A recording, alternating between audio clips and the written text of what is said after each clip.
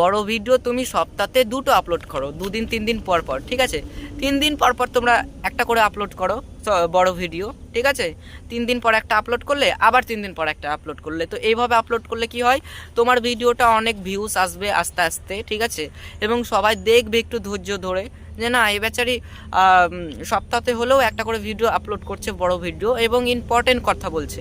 তো তোমাদেরকে ইম্পর্টেন্ট কোনো দৃশ্য দেখাতে হবে, ইম্পর্টেন্ট কোনো কথা বলতে হবে, বা রান্নার ভিডিও করতে পারো বা ডান্সের ভিডিও, যে যেটা বানাচ্ছ সেটা বানাও, কিন্তু তোমাদেরকে সপ্তাহে 1টা থেকে 2টো ভিডিও আপলোড করবে, বড় ভিডিও, ঠিক আছে? আর শর্ট ভিডিও তোমরা রোজ 2টো করে আপলোড করো। শর্ট ভিডিওটা সবাই দেখে, ওটা বেশি সেকেন্ডের হয় না, 15 সেকেন্ডের হয়, তো ওটা দেখতে কারো বিরক্তি লাগে না, ঠিক আছে? তাই তোমরা সকালে একটা 10টা থেকে 11টার মধ্যে শর্ট ভিডিও আপলোড করবে, আবারও বিকালে 5টার দিকে না হলে 6টার দিকে আর একটা শর্ট ভিডিও আপলোড করবে, ঠিক আছে? এইভাবে তোমরা ইউটিউবে কাজ করতে থাকো।